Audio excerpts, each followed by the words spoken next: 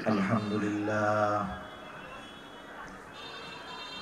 لله الذي هدانا للإسلام،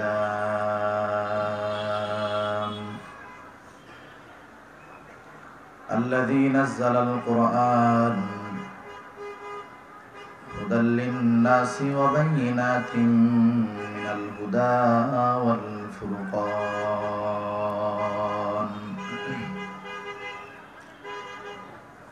وخلق الإنسان وكرم وعلمه من البيان ما لم يعلم، فسبحان الذي لا يحصى امتنانه باللسان ولا بالقلم، ونشهد أن لا إله إلا الله وحده لا شريك له، ونشهد أن سيدنا وسندنا وحبيبنا وطبيبنا وأولانا ومولانا محمد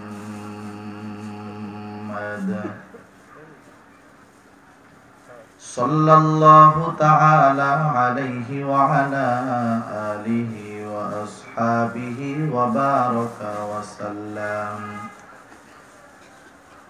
وبارك وسلم تسليما كثيرا كثيرا.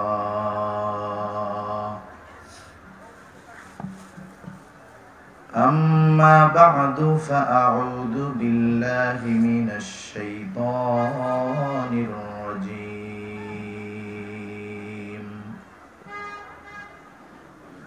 بسم الله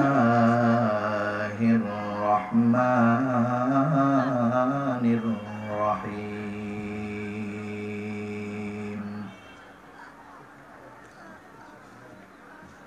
إن الذين آمنوا وعملوا الصالحات كانت لهم جنات الفردوس نزلا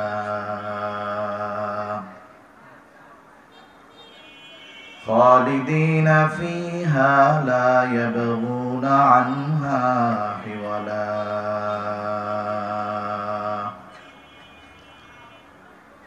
وقال رسول الله صلى الله عليه وسلم: أخلص دينك يكفيك العمل القليل، أو كما قال النبي صلى الله عليه وسلم. صدق الله العلي العظيم وصدق رسوله النبي الكريم، ونحن على ذلك من الشاهدين والشاكرين، والحمد لله رب العالمين.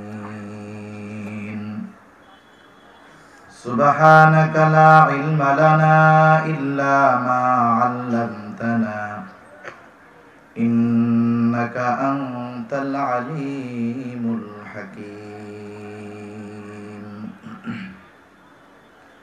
আমরা মুহাব্বতের সাথে জবান খুলে সবাই দুরূদ শরীফ পাঠ করি। আল্লাহুম্মা সাল্লি আলা মুহাম্মাদিন ওয়া আলা আলি মুহাম্মাদ কামা সাল্লাইতা আলা ইব্রাহিম ওয়া আলা আলি ইব্রাহিম ইন্নাকা হামিদুম মাজিদ। আল্লাহুম্মা বারিক আলা মুহাম্মাদিন ওয়া আলা আলি মুহাম্মাদ কামা বারাকতা আলা ইব্রাহিম ওয়া আলা আলি ইব্রাহিম ইন্নাকা হামিদুম মাজিদ। मुहम्मद ने आकर कुफर को मिटाया,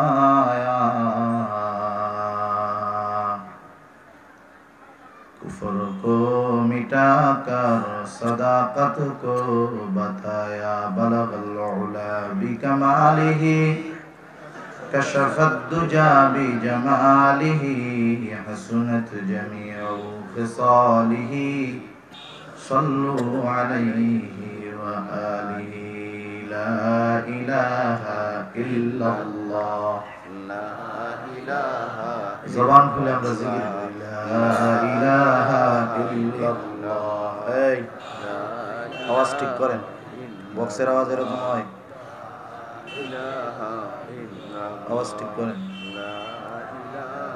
ডেল দেন রিভার্ব দিয়ে আওয়াজ ছাড়েন আওয়াজ গুম গুম করবে বক্সের আওয়াজ এরকম করে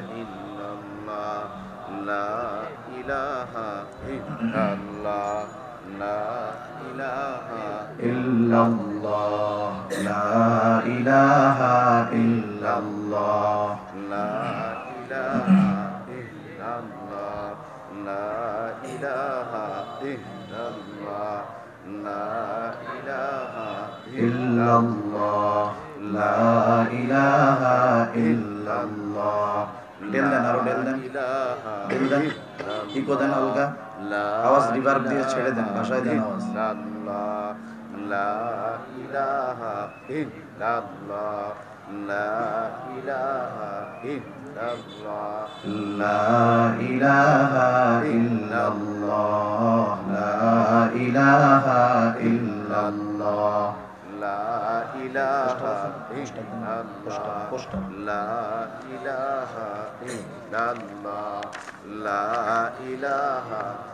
ইল্লাল্লাহ লা ইলাহা ইল্লাল্লাহ লা ইলাহা ইল্লাল্লাহ লা ইলাহা ইল্লাল্লাহ লা ইলাহা ইল্লাল্লাহ লা ইলাহা ইল্লাল্লাহ লা ইলাহা ইল্লাল্লাহ লা ইলাহা ইল্লাল্লাহ লা ইলাহা ইল্লাল্লাহ মুহাম্মাদুর রাসূলুল্লাহ সাল্লাল্লাহু আলাইহি ওয়াসাল্লাম। আলহামদুলিল্লাহ, ঐতিহ্যবাহী ঢাকা জেলার অন্তর্গত আশুলিয়া থানাধীন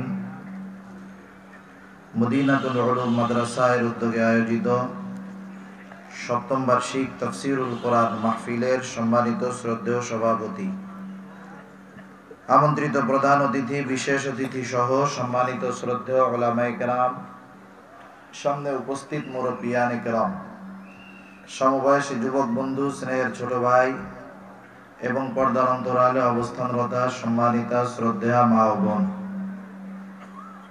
দয়াময় আল্লাহ রাব্বুল আলামিনের দরবারে অগণিত শুকর যে মহান মালিক আমাদের হায়াতে বরকত দিয়ে সুস্থ রেখে গভীর রাত পর্যন্ত উলামায়ে কেরামের জবান থেকে বহুত দামি কথা শ্রবণ করবার, আমাকেও আপনাদের খেদমতে কিছু দ্বীনি কথা পেশ করবার লক্ষ্যে যে মহান মালিক সুস্থ অবস্থায় এখানে আসার তৌফিক দিয়েছেন, সেই মালিককে খুশি করার জন্য মহব্বতের সাথে জবান খুলে অন্তর থেকে আমরা একবার কালিমাতুশ শুকর পাঠ করি, আলহামদুলিল্লাহ। আলহামদুলিল্লাহ। অগণিত দুরূদ ও সালাম সাইয়্যিদুল আম্বিয়া, আশরাফুল আম্বিয়া, খাতামুল আম্বিয়া, বিশ্বনবী, শেষ নবী, শ্রেষ্ঠ নবী মুহাম্মদুর রাসূলুল্লাহ সাল্লাল্লাহু আলাইহি ওয়াসাল্লামের প্রতি। আল্লাহ তাআলা আমাদেরকে এখানে আসার জন্য কবুল করেছেন, তাই আমরা আসতে পেরেছি। কি বলেন? আল্লাহ যদি তৌফিক না দিতেন আমরা এখানে আসতে পারতাম না।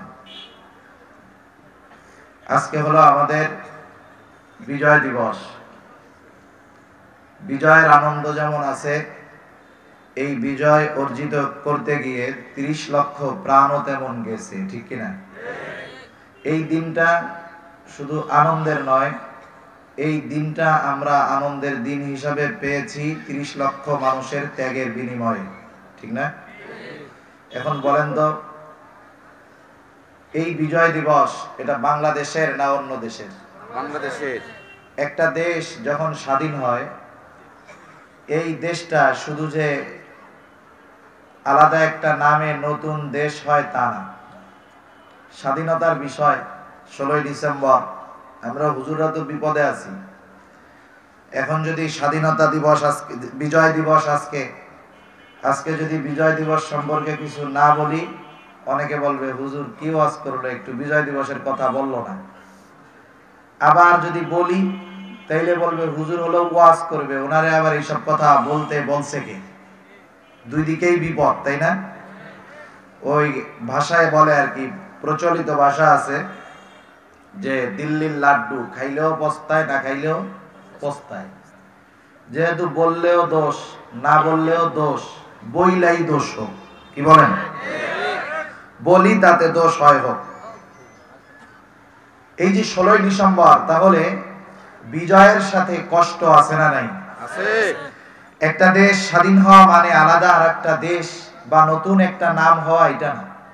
আমরা এক সময় পূর্ব পাকিস্তান ছিলাম, স্বাধীনতা অর্জন করে আমরা নতুন নামের একটি দেশ পেয়েছি, যার নাম হলো বাংলাদেশ। একটা দেশ প্রতিষ্ঠিত হয় কিছু কৃষ্টি কালচার, সভ্যতা, সংস্কৃতি, এগুলা একটা দেশের ফাউন্ডেশন। আমাদের বাংলাদেশেরও কিছু সভ্যতা আছে, আমাদের বাংলাদেশের কিছু সংস্কৃতি আছে, বাংলাদেশের কিছু কৃষ্টি কালচার আছে না নাই? আছে। আর বাংলাদেশের মানুষের কৃষ্টি কালচারের সাথে ইসলামের সমন্বয় আছে, কারণ বাংলাদেশের মানুষ হলো কমপক্ষে 92% মুসলমান। তাহলে বাংলাদেশের কৃষ্টি কালচার, বাংলাদেশের সংস্কৃতির সাথে ইসলামের একটা সম্পর্ক থাকবে, এটাই স্বাভাবিক, ঠিক কিনা বলেন? এজন্য আমরা যখন কোনো দিবস উদযাপন করব, সেটা জাতীয় হোক, ব্যক্তিগত হোক, অবশ্যই এর সাথে ধর্মীয় বিষয়েরও সম্পৃক্ততা থাকার দরকার আছে না নাই? আছে। মুসলমান হিসাবে আজকে যেহেতু বিশেষ দিন, এই কারণে তাদের স্মরণ আমরা বেশি করি। মুসলমান হিসাবে আমাদের উচিত ছিল এই বিজয় দিবসকে সামনে রেখে কমপক্ষে যেই মানুষেরা এই বিজয় দিবস, এই স্বাধীনতা অর্জনের জন্য জীবন দিয়েছেন, কমপক্ষে মুসলিম হিসাবে মুসলমানদের জন্য আল্লাহ তাআলার দরবারে সূরা ফাতিহা একবার, সূরা ইখলাস 3 বার পড়ে দোয়া করার দরকার ছিল কি ছিল না? কিন্তু আফসোস, একটা হলো চুরি আর একটা হলো চুরির উপর দিয়ে চুরি, আছে না নাই? একটা হলো গুনার কাজ, এর উপরে ডাবল গুনাহ। কেমনে? আজকে আমি অনেক জায়গায় আমার বাসার পাশে আশেপাশে বিজয় দিবস উপলক্ষে ওনারা আনন্দ করতেছেন, ভালো কথা, আনন্দ করতেছেন, কেউ কেউ গান বাজায় আনন্দ করতেছে, আছে না নাই?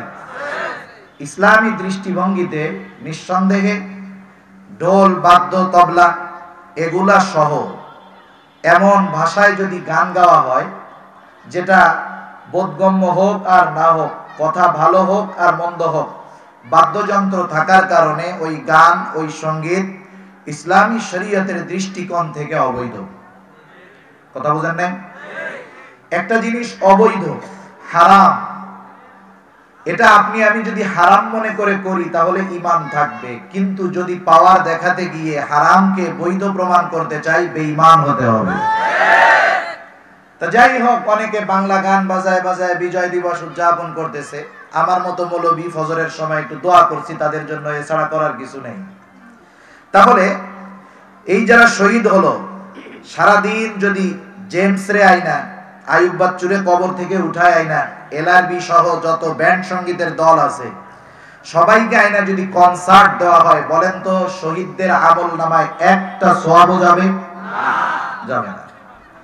দিনভর গান চলতেছে, এটা বাংলাদেশ, আরে ভাই গান চলুক, কিন্তু আফসোস তো আছেই, সাথে আরো বেশি আফসোস আমার বাসার পাশে একটা মাইক বাজতেছে, সেই সকাল থেকে হিন্দি গান চলতেছে,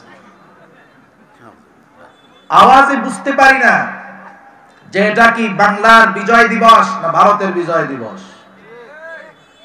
মাঝে মধ্যে ভারতের থেকে উচ্চ পদস্থ মানুষেরা কথা বলে যে 16ই ডিসেম্বর তারা পাকিস্তানিদেরকে পরাজিত করেছে, এরকম খবর মাঝে মধ্যে আসে না? আমাদের বাংলাদেশের মানুষ, সেজন্য আমি আপনি যখন কোনো কিছু উদযাপন করতে যাব, জাতীয় বিষয় হোক, এর সাথে আমার ইসলামকে সম্পৃক্ত করার দরকার আছে না নাই? আছে। আমরা যদি মুসলিম হিসাবে এই দিবসটা পালন করতাম স্বাভাবিক দিবস পালন করা জায়েজ না না জায়েজ এ প্রশ্ন মাটির তলে দেন। পরেরটা পরে, আপনি মুসলিম হিসাবে কি করণীয় ছিল? কমপক্ষে তাদের জন্য সূরা ফাতিহা পড়ে, ইখলাস পড়ে, যাদের সামর্থ্য আছে কোরআন খতম দিয়া শহীদদের জন্য দোয়া করলে তাদের লস হইতো, ক্ষতি হইতো, বরং তারা আরো লাভবান হইতো। সেজন্য সামনে যত দিবস আসবে আমরা শুধু বাংলাদেশি হিসাবে ওই দিবসগুলো পালন করব তা না, যদি পালন করি বাংলাদেশির সাথে মুসলিম শব্দটা যোগ করে ইসলাম যেভাবে বলে সেভাবে পালন করার চেষ্টা করব ইনশাআল্লাহ। কথা বুঝে আসছে? আবার বলবেন যে হুজুর পালন করা তাইলে জায়েজ না না জায়েজ? আমি আগেই বলছি ওইটারে মাটির চাপা দেন, ওটার হিসাব পরে। আপনাদেরকে যতই বলি যে এই দিবস ওই দিবস জায়েজ নাই, আপনারা করবেনই, কিন্তু কিছুটা শালীনতা বজায় রেখে করার দরকার। কারণ এ দেশ মুসলমানদের দেশ, 92% মুসলমানের দেশ, ঠিক কিনা বলেন? আল্লাহ তাআলা সবাইকে বুঝবার তৌফিক দান করুক। সম্মানিত উপস্থিতি, আজকে আমরা এমন একটা মজলিসের মধ্যে এসেছি, রাসূল আকরাম সাল্লাল্লাহু আলাইহি ওয়াসাল্লামের হাদিস থেকে প্রমাণ, দুনিয়ার একমাত্র মজলিস যেই মজলিসের মধ্যে বসলেই আল্লাহ তাআলার তরফ থেকে সগীরা গুনাহ মাফের ঘোষণা। সুবহানাল্লাহ। দুনিয়াতে আল্লাহ সুবহানাহু ওয়া তাআলা বিভিন্ন ফেরেশতাকে বিভিন্ন দায়িত্বে নিয়োজিত করে দিয়েছেন। যেমন আমাদের প্রত্যেকের সাথে 3 জন ফেরেশতা বালেগ হওয়ার পর থেকে মৃত্যু পর্যন্ত থাকে। ডান কাঁধে একজন, বাম কাঁধে একজন। এনাদের 2 জনকে বলা হয় কিরামান কাতিবিন, সম্মানিত লেখক দ্বয়। ডান কাঁধের জন আমাদের ভালো কর্মগুলা লিপিবদ্ধ করেন, বাম কাঁধের জন আমাদের মন্দ কর্মগুলা লিপিবদ্ধ করেন। আরেকজন ফেরেশতা আছে যেই ফেরেশতা আমাদের কথাগুলাকে রেকর্ড করে। আল্লাহ তাআলা তার ব্যাপারে বলেন, মা ইয়ালফিযু মিন কাউলিন ইল্লা লাদাইহি রাকীবুন আতীদ। সদা সর্বদা সতর্ক একজন ফেরেশতা আমাদের সাথে আছে। মা ইয়ালফিযু মিন কাউল, আমরা জবান থেকে যে কথাটাই বের করি সাথে সাথে ওই ফেরেশতা কথাটাকে রেকর্ড করে ফেলে। সুবহানাল্লাহ। তাহলে আমাদের কর্ম সংরক্ষিত হয়, আমাদের কথা সংরক্ষিত হয়, কথাগুলা রেকর্ড হয়, কাজগুলা রেকর্ড হয়।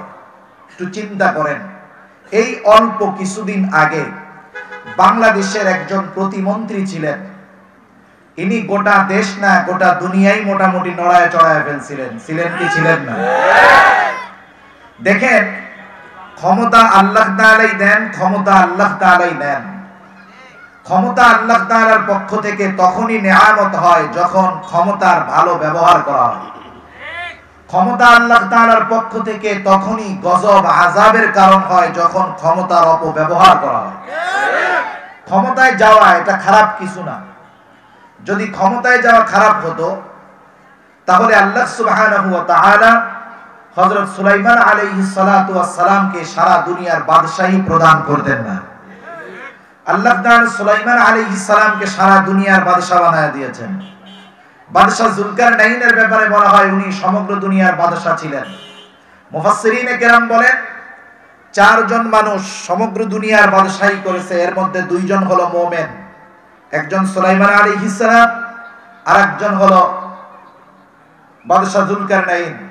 আর 2 জন সমগ্র দুনিয়া শাসন করেছে, এই 2 জন ছিল কাফের। একজন হলো বাদশা বুখতানাসর আর একজন হলো নমরুদ। এই 2 জনই, এই 4 জনই সারা দুনিয়ার বাদশাহী করছে, কিন্তু 2 জন আল্লাহ তাআলার কাছে অতি প্রিয় আর বাকি 2 জন আল্লাহর কাছে যেমন নিকৃষ্ট গোটা সৃষ্টিকুলের মানুষের কাছে অতি নিকৃষ্ট। ঠিক কিনা বলুন? তাহলে বোঝা গেল যে ক্ষমতা পেয়ে, পাওয়ার পেয়ে যারা এই পাওয়ারকে কল্যাণের জন্য ব্যয় করে তাদের সাহায্য করেন কে? আল্লাহ। আর যারা ক্ষমতা পেয়ে জমিনের উপরে দর্পভরে চলাফেরা করে, অহংকারের সাথে চলাফেরা করে, আল্লাহ তাআলা তাদের অহংকারের মস্তককে অবনত করে এমন চূড়ান্ত বেইজ্জতি করেন যে লোকটা মানুষকে চেহারা দেখাতেও লজ্জা পেয়ে যায়। এরকম অবস্থা আমাদের সামনে গেছে কি গেছে না? সেজন্য গেছে, বুঝতে হবে এই লোকটার এত পাওয়ার ছিল, একেবারে সাংবাদিকরা তার সামনে আসতো, সে যা বলতো সব কথাগুলো ছড়ায়া যাইতো, কিন্তু এই লোকটার চরম অধপতনের অন্যতম কারণ হলো কল রেকর্ড ফাঁস, ঠিক না? চিন্তা করেন, একটা কল রেকর্ড ফাঁস হয়েছে, তামাম দুনিয়ার ইজ্জত, সম্মান, ক্ষমতা ভূপাতিত হয়ে গেছে। আর আমি আপনি এবার ওর থেকে কি শিক্ষা নিব? আমার গোটা জিন্দেগির কলগুলা, কথাগুলা রেকর্ড করতেছে একজন ফেরেশতা। এক কল রেকর্ড ফাঁসে যদি এই অবস্থা হয়, আমার আপনার গোপন কত কল রেকর্ড আছে আল্লাহ যদি ফাঁস করে দেয়, অবস্থা কি হবে একটু চিন্তা করেন, ঠিক কিনা বলেন? সেজন্য এই ফেরেশতা হলো আমাদের কথাগুলাকে রেকর্ড করে, সংরক্ষণ করে। আরেকদল ফেরেশতা আছে, আল্লাহ তাআলা এদেরকে মানুষের হেফাজতের জন্য বডিগার্ড হিসাবে নিয়োজিত করেছেন। কোরআনুল কারীমের মধ্যে তাদের নাম বলা হয়েছে মুআক্কিব। আল্লাহ তাআলা বলেন, লাহু মুআক্কিবাতুম মিন বাইনি আইদিহিম ওয়া মিন খালফিহিম। যখন দুনিয়ার কোন ভিআইপি বা সিআইপি যায়, তার সামনে পেছনে পুলিশ প্রটোকল থাকে। উনি যত বড় পদের মালিক, ওনার প্রটোকল তত বাড়ে। মুমিনের জন্য আল্লাহ তাআলা ফেরেশতাদের প্রটোকল রাখছেন, সামনে পেছনে ডাইনে বামে প্রত্যেকটা মুমিনের সাথে ফেরেশতাদের প্রটোকল আল্লাহ তাআলা দিয়ে রাখছেন। সুবহানাল্লাহ। এদের কাজ কি? পুলিশের কাজ কি? যখন অনাকাঙ্ক্ষিতভাবে কোন শত্রু ভিআইপি, সিআইপি, এমপি, মন্ত্রীর উপরে আক্রমণ করতে যাবে, তারা ওনার হেফাজতের কাজে নিয়োজিত। আল্লাহ তাআলা এই ফেরেশতাদেরকে মুমিনের বিপদ আপদ মুসিবত থেকে হেফাজতের দায়িত্বে নিয়োজিত দিয়ে রাখছেন। এই ফেরেশতারা কি করে? যেমন আপনারা যারা বিভিন্ন কলকারখানায় চাকরি করেন, ডিউটি থাকে শিফটিং বাই শিফটিং। কোন জায়গায় থাকে 8 ঘন্টা পর পর, কোন জায়গায় থাকে 12 ঘন্টা পর পর। এই ফেরেশতারা সকালে একদল আসে, সন্ধ্যা পর্যন্ত আমাদের হেফাজতের দায়িত্বে নিয়োজিত থাকে। ওই দল সন্ধ্যায় চলে যায়, নতুন আরেক দল আসে, ওরা সকাল পর্যন্ত আমার আপনার হেফাজতের দায়িত্বে নিয়োজিত থাকে। আল্লাহ তাআলা যখন চান কোন বান্দাকে কোন বিপদে ফেলবেন, তখন আল্লাহ তাআলা ওই হেফাজতের দায়িত্বে নিয়োজিত ফেরেশতাদেরকে বলে যে আমি আমার বান্দাকে ওই বিপদে পতিত করে পরীক্ষা করতে চাই। ওই বিপদে যখন সে পড়বে, তোমরা হেফাজত করবা না। তখন বান্দা বিপদে পড়ে। এর আগ পর্যন্ত ওই ফেরেশতা ওই আল্লাহর বান্দাকে বিভিন্ন রকমের বিপদ আপদ মুসিবত থেকে হেফাজতের দায়িত্বে নিয়োজিত থাকে। আরেক দল ফেরেশতা, দুনিয়াতে আপনারা ভ্রাম্যমাণ আদালতের কথা শুনছেন। ভ্রাম্যমাণ আদালত, এটা যেখানে যায় সেখানেই আদালত প্রতিষ্ঠা কইরা ফাইন শাস্তি দিয়ে দেয়। যেমন মাঝে মধ্যে বাজারের মধ্যে আসে, কার দোকানে মেয়াদ উত্তীর্ণ রুটি আছে, কার দোকানে মেয়াদ উত্তীর্ণ ওষুধ আছে, কে ওজনে কম দিতেছে। এই অপরাধগুলা ঘুরে ঘুরে শনাক্ত করে ওই জায়গাতেই ওই অপরাধীর শাস্তি দিয়ে দেওয়া হয়। এরা হলো ভ্রাম্যমাণ আদালতের কাজ, হলো এটা। আল্লাহ তাআলা দুনিয়ার মধ্যে আরেক দল ফেরেশতা রাখছেন, এরা হলো ভ্রাম্যমাণ ফেরেশতা। ভ্রাম্যমাণ ফেরেশতাদের কাজ কি? তাদের কাজ হলো গোটা দুনিয়া ব্যাপী এরা ঘুরে বেড়ায়। যেখানেই দেখে যে আল্লাহ তাআলার কিছু বান্দা দ্বীনি মজলিসের মধ্যে আছে, ওয়াজ মাহফিল হোক, তাফসীর মাহফিল হোক, জিকিরের মজলিস হোক, ওই মজলিস, ওই মাহফিল যত বড় হোক আর যত ছোট হোক, ওই মাহফিলের বক্তা দুনিয়াব্যাপী প্রসিদ্ধি অর্জন করা একজন ব্যক্তি হোক আর ছোট্ট একটা মসজিদের ইমাম হোক, ফেরেশতারা দেখে না যে মাহফিল কত বড়, বক্তা কত বড়, এটা দেখে না। বরং ফেরেশতারা মজলিস দেখা মাত্র ওই মজলিসের চতুর্দিক দিয়ে ফেরেশতারা দাঁড়িয়ে যায়। সুবহানাল্লাহ। বিশ্বাস হয়? রাসূল আকরাম সাল্লাল্লাহু আলাইহি ওয়াসাল্লাম থেকে লম্বা হাদিস। শুধু তাই না, আল্লাহ তাআলার কাছে এরা সংবাদ পৌঁছায় দেয়। আল্লাহ তাআলা প্রত্যেকটা মানুষের অন্তরের খবর জানে। এরপরেও ওদেরকে আল্লাহ জিজ্ঞাসা করে, কি ব্যাপার, আমার বান্দারা এখানে বসছে কেন? বলে, আল্লাহ, এখানে তো কিছু মানুষ আসছে এই নিয়ত করে, তারা আপনাকে চায়, জান্নাত চায়, জাহান্নাম থেকে মুক্তি চায়। আল্লাহ তাআলা বলে, শোনো, ওই মজলিসে যারা আছে আমি আল্লাহ তাআলা তাদের সবাইকে ক্ষমা করে দিলাম। সুবহানাল্লাহ। তাদের সগীরা গুনাহগুলো সব মাফ হয়ে যায়। এখন ফেরেশতারা বলে, আল্লাহ, এই মজলিসে যারা আসছে সবাই তো আর ওই নিয়তে আসে নাই, যে জান্নাত চাই, জাহান্নাম থেকে মুক্তি চাই, আল্লাহকে চাই, এই নিয়তে তো আসে নাই। এরকম মানুষও তো আছে। আল্লাহ তাআলা বলে ফেরেশতা ওদের গুনাহগুলোও মাফ। কেন? আপনারা কি কেউ বরযাত্রীতে যান নাই এমন দুই একজন আছেন নাকি? মোটামুটি সবাই কম বেশি গেছেন। আপনার ভাইয়ের, আপনার বন্ধুর, আপনার আত্মীয়র বিবাহ যখন হয়, বরযাত্রীতে যখন 40, 50, 100, 200 মানুষ নিয়ে আপনারা যান, ওই 200 মানুষের মধ্যে বিসিএস ক্যাডার থাকে, ওই 200 মানুষের মধ্যে রিকশাওয়ালা থাকে, ভ্যানওয়ালা থাকে, দিন মজুর থাকে, পানের দোকানদার থাকে, বিভিন্ন শ্রেণী পেশার লোক থাকে।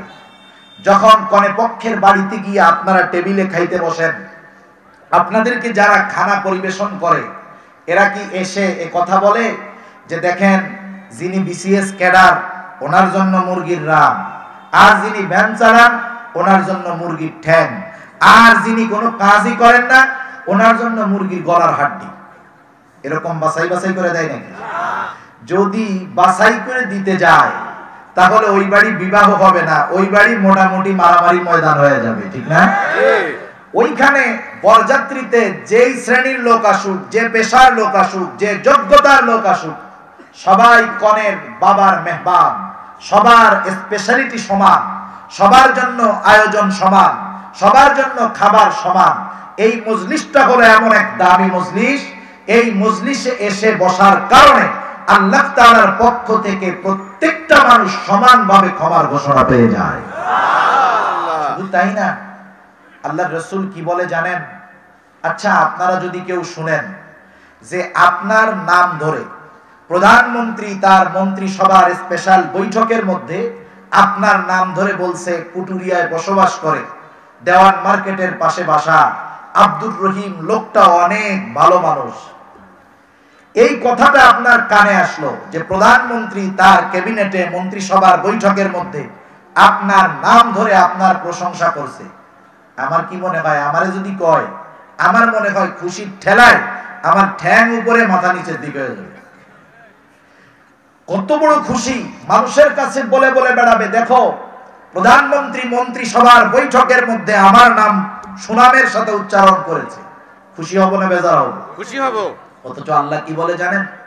এই জায়গায় কারা আছে এদের লিস্ট আল্লাহ তাআলার কাছে চলে যায়। কিছু ফেরেশতা আছে আল্লাহ তাআলার অতি নৈকট্য প্রাপ্ত ফেরেশতা, যেমন আরশবাহী ফেরেশতারা আল্লাহর অতি নৈকট্য প্রাপ্ত ফেরেশতা। ফেরেশতাদের সরদার যেই 4 জন তারা আল্লাহর নৈকট্য প্রাপ্ত ফেরেশতা। এই রকম দামি গুরুত্বপূর্ণ মজলিসে, এই দ্বীনি মজলিসে যারা উপস্থিত হয় তাদের নাম ধরে, তাদের কথা উল্লেখ করে আল্লাহ তাআলা ফেরেশতাদের সামনে তাদের নামগুলো উল্লেখ করে। সুবহানাল্লাহ, ওয়া যাকারাহুমুল্লাহু ফী মান ইনদা। আল্লাহর নিকটে যারা থাকে, এই মজলিসে যারা বসে থাকে, তাদের ব্যাপারে আল্লাহ তাআলা ওই ফেরেশতাদের সামনে আলোচনা করে। এখন বলেন, এ ময়দানে আমরা যারা আসতে পারছি ঠকছি না জিতছি? জিতছি। আমাদের আলোচনা আল্লাহ তাআলা করতেছে ফেরেশতাদের মজলিসে, এর চাইতে সৌভাগ্যের বিষয় আর কিছু হতে পারে না, আর কিছু হতে পারে না। এত সৌভাগ্য আছেই। আমি আপনাদের খেদমতে পবিত্র কোরআনুল কারীমের সূরা কাহাফ থেকে 2টা আয়াত এবং রাসূল আকরাম সাল্লাল্লাহু আলাইহি ওয়াসাল্লামের অগণিত হাদিস থেকে একটা হাদিস পাঠ করেছি। আল্লাহ তাআলার কাছে তৌফিক চাই, অল্প সময়ের মধ্যে আল্লাহ তাআলা আমাকে কিছু কথা বলার তৌফিক দান করেন, যে কথাগুলা আমার এবং আপনাদের সকলের দুনিয়া এবং আখিরাতের জন্য কল্যাণকর হয়। আবারও বলি আমিন, আমিন। আল্লাহ তাআলা এই 2টা আয়াতের মধ্যে আমাদেরকে আল্লাহ তাআলার মেহমান হওয়ার আহ্বান করতেছেন। দুনিয়ার মন্ত্রী, এমপি, প্রধানমন্ত্রীর মেহমান হওয়ার জন্য আমাদের কত খায়েশ, কত আশা, কিন্তু আহকামুল হাকিমিন রব্বুল আলামিন যুল আরশিল আযীম মালিক ইয়াউমিদ্দিন আমাকে আপনাকে, গোটা দুনিয়ার মানুষকে, শুধু মুমিনদের না, গোটা দুনিয়ার মানুষকে আল্লাহ তাআলার মেহমান হওয়ার আহ্বান করেছেন 2টা শর্তের আলোকে। কয়টা শর্ত? যেই মানুষের মধ্যে এই 2টা শর্ত পাওয়া যাবে সেই মানুষ হয়ে যাবে আল্লাহ তাআলার মেহমান। আল্লাহ তাআলা বলেন, ইন্নাল্লাযীনা আমানু ওয়া আমিলুস সালিহাত কানাত লাহুম জান্নাতুল ফিরদাউসি নুজুলা। আমিন বলেন, নিশ্চয়ই যারা ঈমান আনে ও আমলে সালেহ করে, কানাত লাহুম জান্নাতুল ফিরদাউসি নুজুলা। আল্লাহ তাআলা বলেন এই দুই গুণে গুণান্বিত মানুষের জন্য রয়েছে জান্নাতুল ফিরদাউসের মেহমানদারি। শুধু তাই না, দুনিয়ার মেহমানের মেয়াদ হলো 3 দিন। কয়দিন? জোরে বলেন কয়দিন? দুনিয়ার মেহমানের মেয়াদ হলো 3 দিন। 3 দিন পরে একটা লোক যেই বাসার মেহমান থাকবে, 3 দিন পরে ওই লোকটা ওই বাসার স্বাভাবিক মানুষের মতো। ওই বাসার লোকজন যদি ডাউল দিয়ে ভাত খায়, তাকে ডাউল দিয়ে ভাত খেতে হবে। আলু ভর্তা দিয়ে যদি খায়, আলু ভর্তা দিয়ে খেতে হবে। তাহলে দুনিয়ার মেহমানের মেয়াদ হলো 3 দিন। আবার যদি এমন হয় কোন মেহমান ঢাকা শহরে এসে বিনা কারণে কোন মেজবানের বাসায় 2, 4, 10 দিন, 1 মাস বসবাস করে, বলেন তো ঢাকা শহরে থাকার জায়গার কিন্তু বড় ঝামেলা। এইখানে যদি বিনা কারণে একজন মেহমান 1টা মাস একজন চাকরিজীবীর বাসায় থাকে, বলেন তো এই মেহমান মেজবানের বিরক্তের কারণ হয় কি হয় না? অবশ্যই।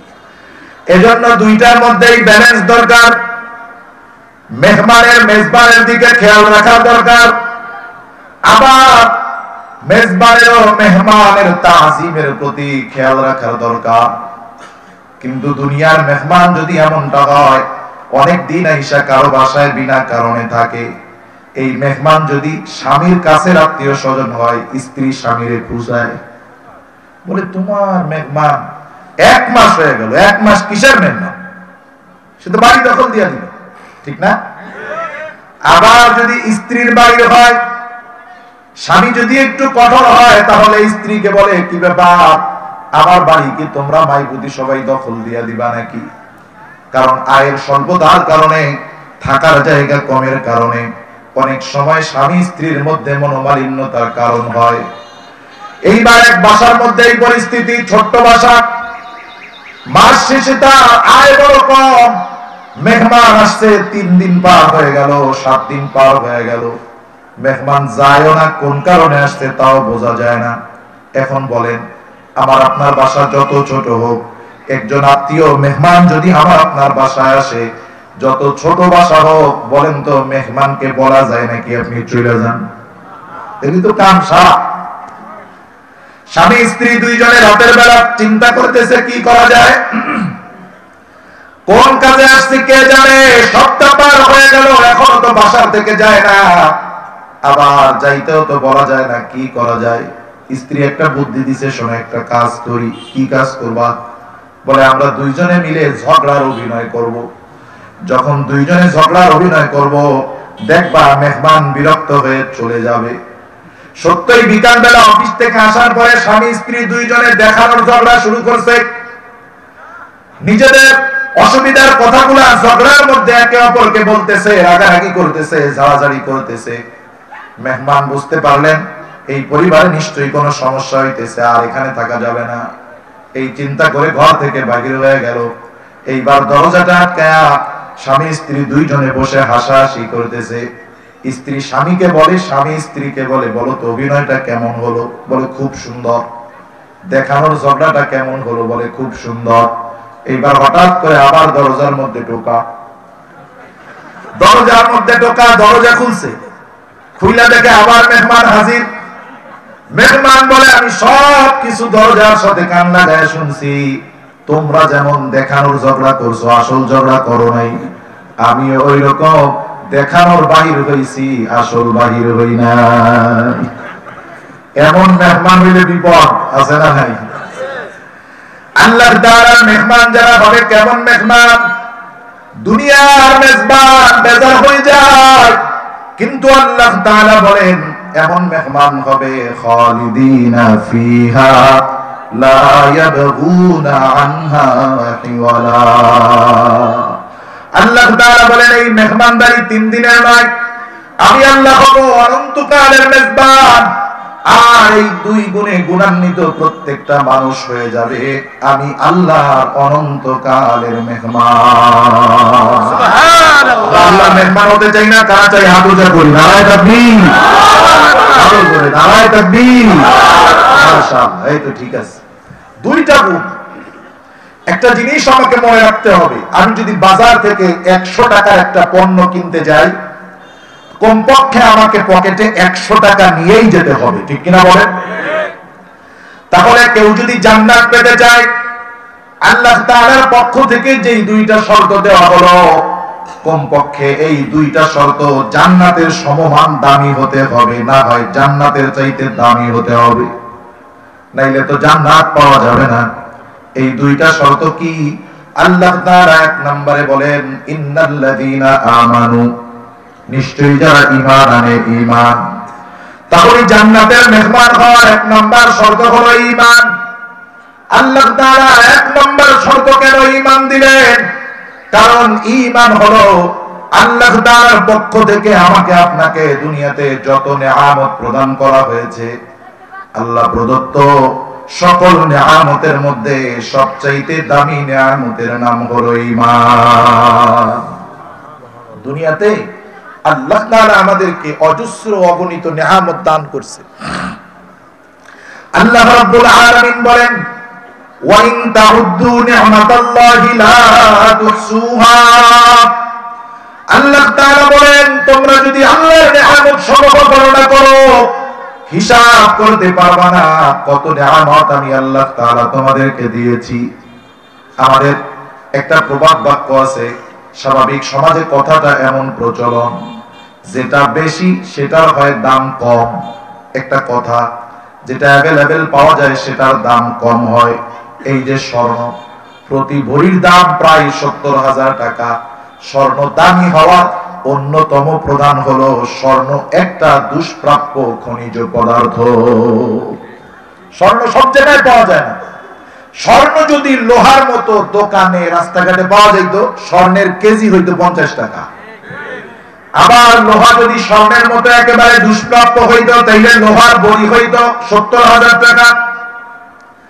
যেটা অ্যাভেলেবেল পাওয়া যায়, বেশি বেশি পাওয়া যায়, সমাজের মধ্যে সেটার দাম কম হয়। কিন্তু আল্লাহ তাআলার নেয়ামত গুলা হলো এমন, যত অ্যাভেলেবেল হোক না কেন, যত বেশি পাওয়া যাক না কেন, আল্লাহ তাআলার নেয়ামত কোনটাই কম দামি নয়, বরং অনেক দামি। অনেক নেয়ামত আল্লাহ তাআলা দিবেন। কত নেয়ামতের কথা বলবো। দুনিয়াতে আল্লাহ তাআলা আমাদেরকে একটা নির্দিষ্ট হায়াত দিয়েছেন। হায়াত, দুনিয়াতে বেঁচে থাকার জন্য কিছু উপকরণ আল্লাহ তাআলা দিয়ে দিয়েছেন। এর মধ্যে অন্যতম উপকরণ হলো অক্সিজেন। অক্সিজেন যেটা আমরা প্রতিনিয়ত গ্রহণ করি, কার্বন ডাই অক্সাইড যেটা আমরা প্রতিনিয়ত ছেড়ে দেই। অক্সিজেন ছাড়া আপনাদের এলাকায় 2, 4, 10 দিন বেঁচে আছে এমন একটা লোক আছে নাকি? আছে? তাম দুনিয়া খুঁজলে একটা মানুষও পাওয়া যাবে না যে অক্সিজেন ছাড়া সে 1-2টা দিন বেঁচে আছে।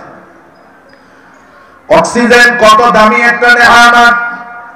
যখন করোনাকালীন প্রাদুর্ভাব আমাদের দেশে প্রচন্ড রকমে চলতেছে, আমরা তো দেখেছি একদিন একটা করোনা রোগীকে অক্সিজেন দেওয়া হয়েছে, বিল হয়েছে 1 লক্ষ টাকা। চিন্তা করে দেখেন, এখন এই অক্সিজেন প্রতিনিয়ত আমরা গ্রহণ করতেছি। অক্সিজেন এত সহজলভ্য আল্লাহ করে দিয়েছেন, এইখানে অক্সিজেন আছে, দোকানে আছে, বাজারে আছে, বাড়িতে আছে, সব জায়গায় আছে না নাই? অথচ কত দামি একটা নেয়ামত। মাস শেষে যখন 20-25 তারিখ হয়, চাকরিজীবী বারবার খালি চাউলের বস্তার দিকে তাকায়, চিন্তা করে বেতন পাওয়া পর্যন্ত যদি চাউল না যায় কেমনে খায়া থাকবো। কিন্তু দুনিয়ার একটা মানুষ আমরা এটা চিন্তা করি নাই যে রাতের বেলায় ঘুমাতে গেলাম, সকাল বেলায় যদি অক্সিজেন না পাই কেমন করে বেঁচে থাকবো। চিন্তা করা লাগে। আল্লাহ এই দামি নেয়ামত এত সহজ অ্যাভেলেবেল করে দিছে, এমন দামি নেয়ামত 5 মিনিট না পাইলে মরণ, অথচ এত সহজ আল্লাহ করে দিয়েছে যে এটা নিয়ে আমরা চিন্তাও করি না। সুবহানাল্লাহ। এটা একটা সামান্য দামি নেয়ামত। এর চাইতে অগণিত বেশি গুণ দামি নেয়ামত হলো ঈমান। কারণ একটা মানুষ দুনিয়াতে এসে যদি সম্পদ সম্মান কোনো কিছুর মালিক নাও হয়, এটা তার চূড়ান্ত দিনের ব্যর্থতার কারণ হবে না। কারণ দুনিয়াটা ক্ষণস্থায়ী, দুনিয়ার লাভ লস, টাকা পয়সা সম্মান আর ইজ্জত সব কিছু ক্ষণস্থায়ী। যত সম্মান থাক, যত টাকা থাক, যত ইজ্জত থাক, চোখ দুটা বন্ধ হয়ে গেলে ওইগুলার আর চালানোর কোনো দাম নাই, ঠিক না? কিন্তু মরণের পরে যদি কারণে আমল না থাকে, ঈমান না থাকে, তার অবস্থা কি হবে? সে তো ব্যর্থ হয়ে যাবে। এজন্য আখিরাত চিরস্থায়ী, আখিরাতের সফলতা বিফলতা ব্যর্থতা এটাও চিরস্থায়ী। এজন্য দুনিয়ার সফলতা আসল সফলতা নয়। আল্লাহ তাআলা বলেন আসল সফলতা কোনটা? আল্লাহ তাআলা বলেন ফামান যুহজিহা আনিন নার ওয়া উদখিলাল জান্নাতা ফাকাদ ফাজ। আল্লাহ তাআলা বলেন আসল সফল হলো সে যে জাহান্নাম থেকে বেঁচে জান্নাতে গেল। সুবহানাল্লাহ। আবার ব্যর্থ হলো সে যে জান্নাতে যেতে পারলো না, জাহান্নামে গেল। আমরা তো চূড়ান্ত দিনের অনন্তকালের সফলতা অর্জন করতে চাই।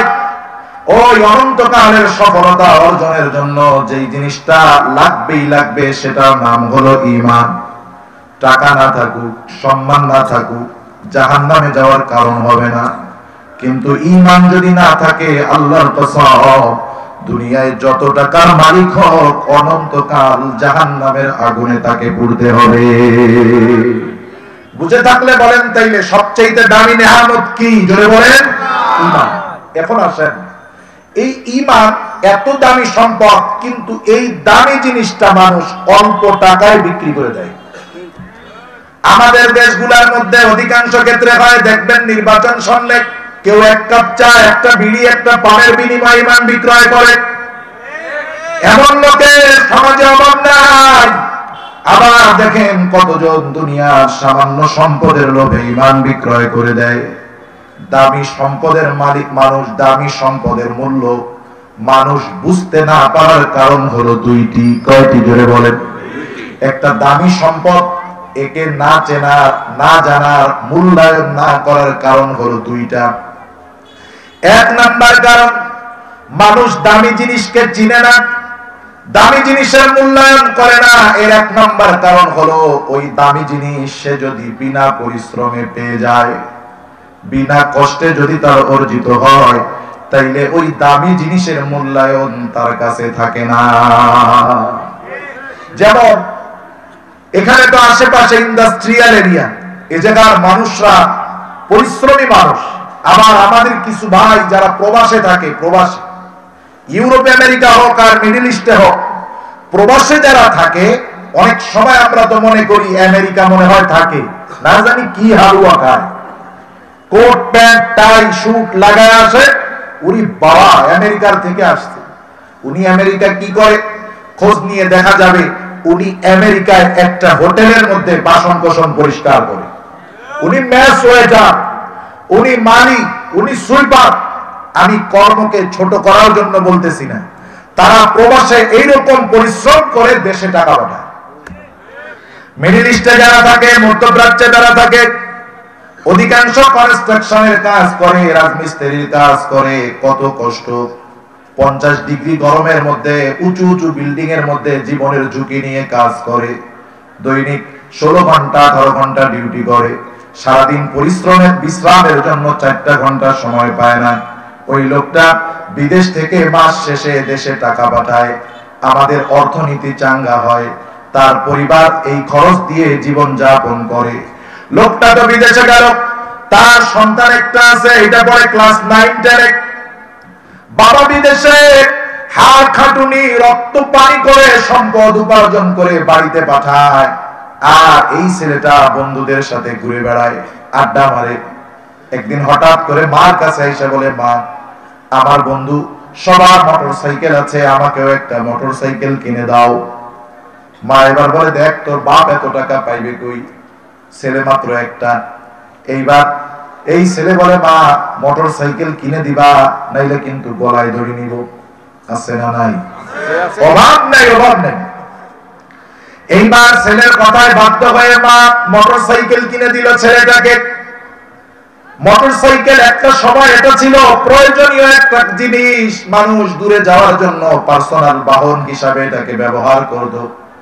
এখন কিন্তু একটা বাইক তার প্রেস্টিজের ব্যাপার। আপনি সিটি 100 প্লাটিনা এগুলা কিনলে হবে না। বলে মা আমার বন্ধুদের কারো তো পালসারের কম নাই, সবাই জিগজার, সবাই ইয়ামাহা ভার্সন 3। ও মা আমার বাপ বিদেশে থাকে, আমি সবার চাইতে ফুটনি দেখাই বেশি। ও মা আমাকে কমপক্ষে তোমার একটা R15 মোটর সাইকেল দিতে হবে। R15 এক মোটর সাইকেল দিয়ে একটা প্রাইভেট কার কেনা যায়। মা চিন্তা করতেছে একমাত্র ছেলে, যদি না কিনা দিই গলায় তুলে নিবে। ছেলের কথা চিন্তা করে মা কষ্ট করে ব্যাংকের টাকা উঠায় মোটর সাইকেল কিনে দিল। 5 লক্ষ টাকা ইনকাম করতে, 5 লক্ষ টাকা জমাতে প্রবাসীর 7 থেকে 8 বছর সময় লেগে গেছে। কত রক্ত পানি হয়েছে, জীবনের কত ঝুঁকি গিয়েছে, কিন্তু এই ছেলে 5 লক্ষ টাকার মোটর সাইকেল পাছার নিচে দিয়ে গড়ে একটা টাকা বাবার অর্জন করতে কত কষ্ট হয়েছে, এই চিন্তা কিন্তু ছেলের মধ্যে নাই। কারণ 5 লাখ সে কষ্ট করে অর্জন করে নাই, বিনা কষ্টে পাইছে। ঠিক কিনা বলেন? তাহলে দামি জিনিসের মূল্যায়ন না করার 1 নাম্বার কারণ হলো এই জিনিসটা ফ্রিতে পাওয়া, ফাও পাওয়া, কষ্ট ছাড়া পাওয়া। 2 নাম্বার কারণ হলো দামি জিনিসের পরিচয় না জানা, না চেনা। একটা গল্প বললে আপনাদের উদাহরণটা বুঝতে সহজ হবে। মুরব্বীরা আমাদেরকে গল্প শোনায়, আমরা মনে করি গল্প মনে হয় শুধু বিনোদনী দেয়, তা না। প্রতিটা গল্পের ভিতরে একটা শিক্ষণীয় বিষয় থাকে। ওই গল্পের মূল বিষয়টা হলো ওইটা। হয়তো একটা গল্পের শিক্ষা কারো জীবনের গতিপথ পরিবর্তন করে সফলতার দিকেও নিয়ে যেতে পারে। গল্পটা হলো এক জেলে ছিল, জেলে। ওই জেলে প্রতিদিন নদীতে মাছ মারতে যায়, দিন মজুরের মতো। সকালে কিছু মাছ মারে, 10টা 11টার মধ্যে মাছ বিক্রয় করে মাছের টাকা দিয়ে বাজার করে বাড়িতে বাজার নিয়ে যায়, এরপরে তার বাড়িতে রান্না হয়, দিন মজুরের মতো আর কি। একদিন কাজ বন্ধ তো পরের দিন অবস্থা খারাপ। প্রতিদিন কারণে জেলে সকালবেলা নদীর মধ্যে মাছ মারতে আসলো। প্রতিদিন সকালবেলা জেলে ফজরের নামাজের পর যখন নদীর মধ্যে জাল মারে, জাল এক প্রকার জাল আছে না এরকম ফিকা মারে, কি জাল বলে? অনেক নাম, জাকি জাল, এক জায়গা বলে কষা। আমি কি কষাটা এক রোগের নাম, এই জালের নামও বলে কষা জাল। যাই হোক, জাকি জাল, আমাদের অঞ্চলে বলে খেপলা জাল, খেওয়া জাল, এক এক জায়গায় এক এক নাম। যাই হোক, জেলে নদীর মধ্যে নিয়ে গেছে জাকি জাল। প্রতিদিন সকালবেলার মতো নদীর মধ্যে জাল মারা শুরু করছে। প্রতিদিন তো সুন্দর তাড়াতাড়ি মাছ পেয়ে যায়, আজকে মাছের কোনো খবর নাই। জাল টানতেছে, মাছ নাই। এইবার দেখতে দেখতে সময় বেজে গেল 10টা। অন্যান্য দিন যেই সময় তার মাছ মারা শেষ হয়ে যায়, আজকে এই সময় একটা মাছও সে খুঁজে পায় নাই। মনে রাখবেন, একজন বাবা, একজন আদর্শ বাবা সে বুঝবে, একজন আদর্শ বাবা সে যে পরিশ্রম করে, কষ্ট করে, সে নিজের জন্য করে না।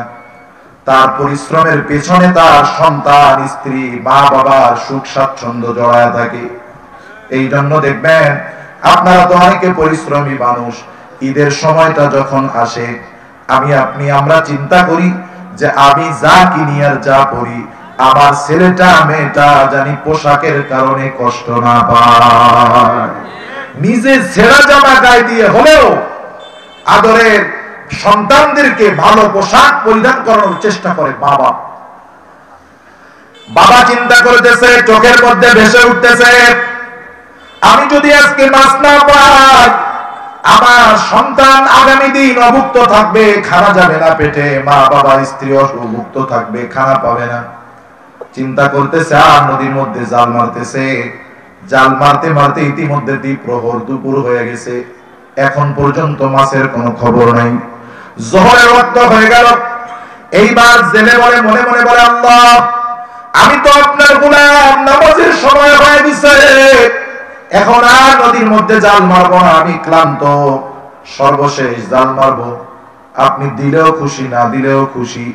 জেলে প্রচন্ড হতাশ যে মাছ তো পাইলামই না, পরিশ্রম বৃথা গেল।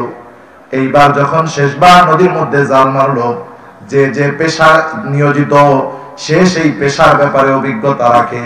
যেমন আমি আপনি যদি একটা ইমিটেশন সিটি গোল্ড যত রং করে চকচক করে একজন অভিজ্ঞ স্বর্ণকারের কাছে নিয়ে যাই না কেন, আমি আপনি যদি একজন অভিজ্ঞ স্বর্ণকারের কাছে ওই চকচক সিটি গোল্ডটা নিয়ে যাই, অভিজ্ঞ স্বর্ণকারের টাচ করা লাগবে না, ধরা লাগবে না, ওইটা দেখাই সে বলবে চকচক করলে সোনা হয় না, কারণ ওই কাজে তার একটা অভিজ্ঞতা আছে। সেজন্য যারা মাছ মারে এদের এক্সপেরিয়েন্স থাকে, অভিজ্ঞতা থাকে। জেলে এবার নদীর মধ্যে জাল মারলো, আগে প্রত্যেকবার জাল টান দিলেই উঠে আসে, এইবার জালটা একটু জোর জোর লাগে।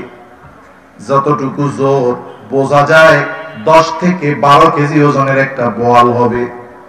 জেলে বলেন তো এতক্ষণ যে পরিশ্রম করলো, হতাশার মধ্যে ছিল, যখন বুঝতে পারলো যে 10-12 কেজি ওজনের একটা বোয়াল মনে হয় হবে, হতাশা থাকবে নাকি যাবে? চলে যাবে। এবার সে চিন্তা করবে, যাক ভালোই হইছে, কষ্ট একটু বেশি হইল, তাতে কি, 1 মাস বিক্রয় করে 10 দিন আমার সংসার চলবে, কোনো টেনশন নাই। আবার বড় মাছ যেগুলা সেগুলা ফুট ছাড়ে কম। যারা বিলের মধ্যে মাছ মারছে বুঝবেন, বিলের মধ্যে বড় বড় মাছ পানির নিচে দিয়ে আস্তে আস্তে যায়, উপরে ঢেউ হয় না। কিন্তু পুঁটি মাছ এমন ঠাপি দেয়, ফুট ছাড়ে, মনে হয় বিশাল বড় বোয়াল মাছ, কিন্তু খোঁজার পরে দেখা যায় চুনো পুঁটি, চুনো পুঁটি। আর বড় মাছ ঢেউ সৃষ্টি করে কম, আস্তে আস্তে যায়। জেলে চিন্তা করতে চায় মাছ মনে হয় অনেক বড়, এই জন্য নড়াচড়া করে না। এইবার জেলে আনন্দ চিত্তে জালটারে যখন উপরে উঠাইলো, উঠানোর পরে দেখেন জাল কোথায়, মাছ কোথায়, এত বড় একটা পাথর। বলেন তো এইবার জেলের মনের মধ্যে কি চিন্তা আসবে? অবশ্যই জেলে বলবে, আল্লাহ দেও নাই তাও একটা ব্যাপার ছিল, কিন্তু আশা দিয়ে কেন আশাহত করলাম? ও চিন্তা করছে আল্লাহ তাআলা যেহেতু পাথর দিয়ে খুশি, আমি পাথর মাথায় নিয়ে বাড়িতে চলে গেছি। বাড়ির মধ্যে গিয়া ঘরের সামনে, উঠানের সামনে পাথরটারে ফলায় রাখছে। ময়লা শেওড়া উঠে গেছে পাথরের মধ্যে। পরের দিন সকালবেলায় ঘরের সামনে ফলায় রাখা পাথর, রাস্তা দিয়ে হেঁটে যায় একজন জহুরি, হেরাচুনি পান্না, দামি দামি পাথরের ব্যবসা করে। যে যেই কাজ করে সে সেই কাজের ব্যাপারে অভিজ্ঞ থাকে। পাথর যত ময়লা হোক, ওই পাথর ব্যবসায়ী দেখা বুঝতে পারবে পাথরটা কেমন। রাস্তা দিয়ে চলতেছে জহুরি, হঠাৎ করে তার নজর জেলের বাড়ির সামনে ফলায় রাখা পাথরের উপর চলে গেল। দৌড় দিয়া পাথরের কাছে এসে ডাক দেয়, এই বাড়ির মালিক কে? জেলে বলে, আমি হরাম, এই বাড়ির মালিক। বলে, কি চাও? জেলেকে এবার জহুরি বলে যে আমি তোমার এই পাথরটা কিনতে চাই। জহুরিকে এবার জেলে বলে, আমার সাথে মজা কর, তুমি কিনো হীরা চুনি পান্না, দামি দামি পাথর, আর তোমার আমার ঘরের সামনে ফলায় রাখা ময়লা পাথরের উপরে বদনজর গেল কেন? এইবার দুজনের কথোপকথন চলতেছে, লোকজন জড়ো হয়ে গেল, কেউ কিছু বুঝে না। জহুরি বলে, পাথর বেচবা নাকি? বলো কত চাও তত দিব। মানুষেরাও মনে করে জহুরির মাথা মনে হয় খারাপ হয়ে গেছে, এই লোকটা এই ময়লা পাথরটা কেন কিনতে চায়? বলেন তো জেলে আর কত দাম চাবে? নামমাত্র দামে জেলের কাছ থেকে জহুরি পাথরটা কিনে ব্যাগের মধ্যে ভরলো। কেনা বেচা হয়ে গেছে। এবার পাথরের মালিক হলো জহুরি, জেলের আর কোনো দাবি আছে? দাবি নেই। এবার সবাই জিজ্ঞাসা করে, ও জহুরি, তুমি এই পাথরটা জেলের কাছ থেকে কিনলা কারণ কি? এবার জহুরি বলে, শোনো, জেলে সে ধরে মাছ, সে বোঝে কোন মাছটা তাজা, কোন মাছটা মজা। আমি ব্যবসা করি পাথরের ব্যবসা, আমি বুঝি কোন পাথর দামি আর কোন পাথর কম দামি। কত জেলে কত পাথর চিনে নাই। এই পাথরটা সাধারণ কোন পাথর নয়, এই পাথর হলো পরশ পাথর। আমার সব সম্পদ যদি এই পাথরের বিনিময়ে জেলে চাইতো, আমার সব সম্পদ দিয়ে আমি জেলের কাছ থেকে পাথরটা কিনে নিতাম। বলেন তো এইবার জেলে পাথরের দাম জানতে পারছে না? কিন্তু এখন এই দাম জানলে কোনো লাভ আছে? কোনো লাভ নাই। অনুরূপ ভাবে ঈমানের কেমন দাম। দুনিয়ায় চোখ খোলা থাকতে বোঝা যায় না, চোখ যখন বন্ধ হবে ঈমানের দাম জানা যাবে, বোঝা যাবে, কিন্তু কোনো লাভ হবে না। সেজন্য ঈমানের কদর দুনিয়াতে থাকতেই করার দরকার। এজন্য আল্লাহ সুবহানাহু ওয়া তাআলা আমাকে আপনাকে জান্নাতুল ফেরদাউসের মেহমান হওয়ার জন্য 1 নম্বর শর্ত বলেছেন ঈমান। ঈমান কেমন দামি সম্পদ একটু বলি, কষ্ট হয় নাকি? কেমন দামি সম্পদ। দুনিয়ার বাজার থেকে আমরা যখন কোনো পণ্য কিনতে যাই, পণ্যের দাম নির্ধারিত হয় হয়তো সংখ্যার দ্বারা, না হয় ওজনের দ্বারা, না হয় মাপের দ্বারা। কথা বুঝেন নাই? যেমন কিছু জিনিস সংখ্যার দ্বারা ওর দাম নির্ণয় হয়। যেমন টিস্যু বক্স, আমি যদি দোকানে যাই বলি দোকানদার ভাই আমার 1 কেজি টিস্যু বক্স দেন, আমার বলবে এই হুজুরের আগে পাবনা পাঠান। কারণ টিস্যু বক্স কি কেজি দ্বারা বিক্রয় হয় নাকি? না। আপনি যদি বাজারে যাই বলেন আমার 5 কেজি ডিম দেন, আপনারা কি বলবে? ওরে পাবনা পাঠান। ঠিক না? তাহলে বোঝা গেল এই ধরনের সামগ্রী এগুলা সংখ্যার ভিত্তিতে দাম নির্ণয় করা হয়। আবার কিছু জিনিস আছে ওজন দিয়ে দাম নির্ণয় করা হয়, যেমন চাউল, চিনি, ডাউল, তেল। এখন আমি যদি দোকানে যাই বলি ভাই আমারে 1 হালি চিনি দেন, হ্যাঁ, যাই যদি বলি 1 ডজন ডিম, 1 ডজন ডাল দেন, হুজুরে কই বাড়াবে? পাপ না। যে হুজুর 1 হালি ডাল, এটা আবার কেউ কিনে নাকি? আমাদের এলাকায় একটা লোক ছিল, ছেলে ছিল, আল্লাহ জানে, এরা তো ভিডিও করতেছে, সে যদি আবার শুনে তাহলে বলবে যে দোস্ত আমার কথা ফাঁস করে দিছে। ও রাতের বেলায় পড়াশোনা করতো, পড়াশোনা করার সময় রাত্রে মানুষ চা বানায় না, চা, ও চার পাতার যে গুড়ি আছে না ওইগুলো গুইনা ওই পানির মধ্যে দিত চা। এই ধরনের লোক মাশাআল্লাহ দুনিয়ায় আছে। যাই হোক, আবার আপনি যদি 100 মিলে যান কাঠ কিনতে, আপনি যদি কাঠ বলেন আমার 1 হালি কাঠ দেন তো, বোকা বলবে না? ওইটা হলো স্কয়ার ফিট হিসাবে ওইটার দাম নির্ণয় হবে। সেজন্য মূল্য নির্ধারণ হয় এইভাবে, যেমন 1 ডজন ডিমের দাম যদি 120 টাকা হয়, একটা ডিমের দাম হবে 10 টাকা। এমনটাই তো হিসাব। আল্লাহর নবী আমাদেরকেও জানায় দিয়েছেন ঈমান কতটুকুর কত দাম।